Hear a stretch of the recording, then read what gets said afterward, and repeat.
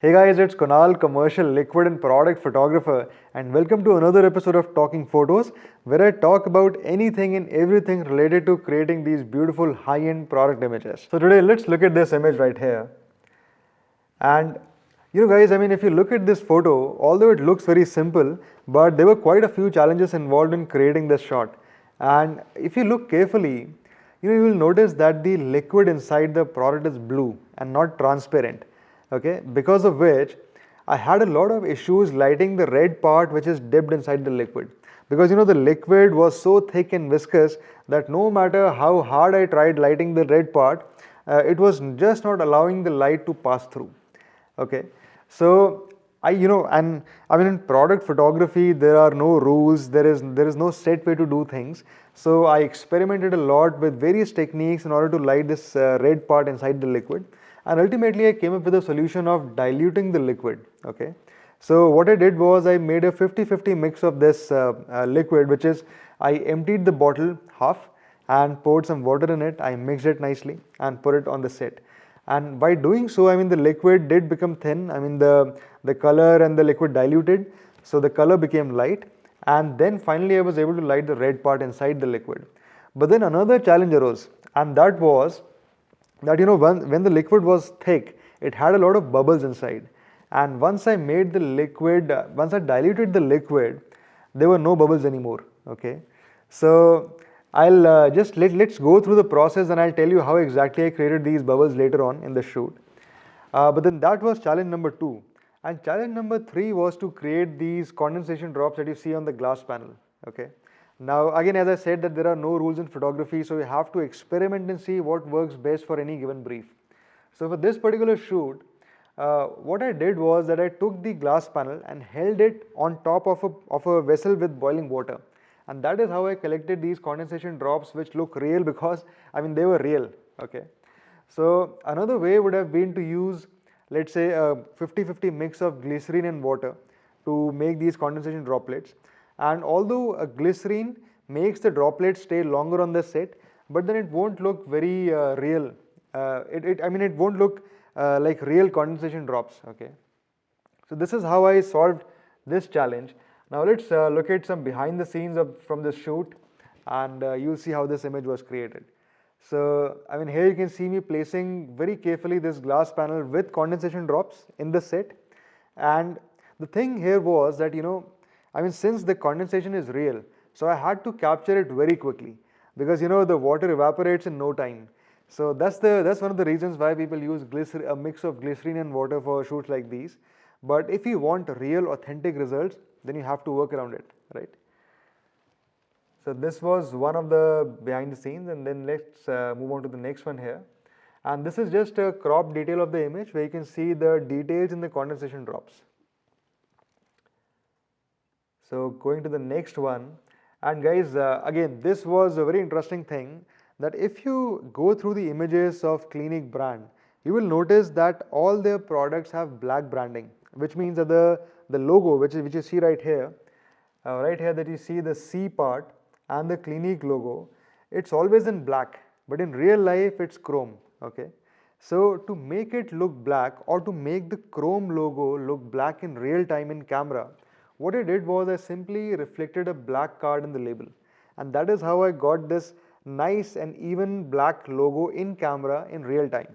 And I did so because of course, one way is to remove this label in post and put it on the product in Photoshop, but doing so you will not be able to get the real textures. Plus, if you look carefully here, you will see that there are a lot of bubbles interacting with the logo, and because of this, it would have been quite a task replacing this logo in post. So the solution to that was reflecting a black card in the chrome and getting the label right there in camera. So now let's move on to the next scene. And of course, if you see here, everything is lit in camera, preserving real textures. So that's, for me, it's very important to get those details in camera. And I experiment a lot with products, with different things, to get those authentic results right there in camera in real time. So now coming back to how I created these bubbles, and as I mentioned earlier that the liquid was very dense. So initially I had to dilute it in order to make the red part visible.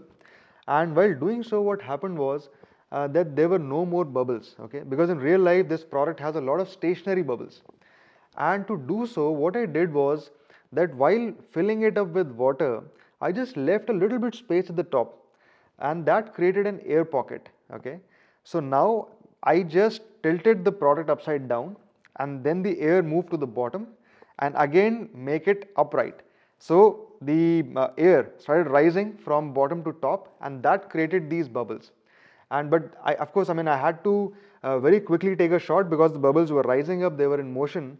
So I had to freeze the bubbles in the shot, and if you look at the photo, it appears as if the bubbles are stationary, okay. So this is how I overcame this challenge.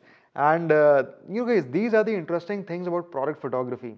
That it's not just about lighting, but it's also about styling and a lot of other things that keep me excited and interested in product photography. So let's go on to the next image where you can actually see these lights. So this is the entire lighting set where you see I have this tethering station on the right side, and then there's the lighting set here, and I'm using 4 lights here. And guys, I mean, I like to keep my sets very simple. So at the max I use 4 lights, and then I keep adding some reflectors and modifiers and mirrors and surfaces like that, okay. So if you look carefully here, let's start with this snoot, right. So this snoot light right here is lighting just the red part which is dipped inside the liquid. So if you go back to the photo, let me show you here. Right, if you look carefully, the snoot is lighting this red part which is dipped inside the liquid. And I use the snoot because I wanted a very focused hard light to light this part which is dipped inside, you know, because I needed a lot of light concentrated in a small point, okay. Then another light you see here is a grid which I use along with a diffusion roll, and this was to create a nice reflection on the nice highlight on the chrome part. So let's go back to the image where I can show you that. Right. So if you look at this highlight on the chrome part, I achieved this using a combination of diffusion roll and a grid, okay. And if you look at this side, you'll see another reflection, and this reflection was created by using a silver card which I just held by hand, creating this nice highlight on the chrome part. So let's go back to the lighting set. There's another light right here which is actually creating a refraction at the base. So let me just take you through the image and show you what I mean. Right, so if you look here at the base, you will see this nice refraction which is created by having a light right here at a 45-degree angle from top, okay. And why I create these refractions is because, you know, this is what creates a real authentic interaction of the product with the environment, okay. This is what makes it look real, authentic and organic, okay. So if you, let's say if you don't have this refraction and you basically you just have a plain white surface here, then the photo will not look real, okay, because from this particular angle, from an angle low down, you are not seeing any shadow on the white surface. And if you don't see any shadow, it won't look real. I mean, you know, it would appear as if you have added this product in Photoshop on the top of this surface. So to make it look real, to make the interaction look authentic, I create these things like refractions, okay.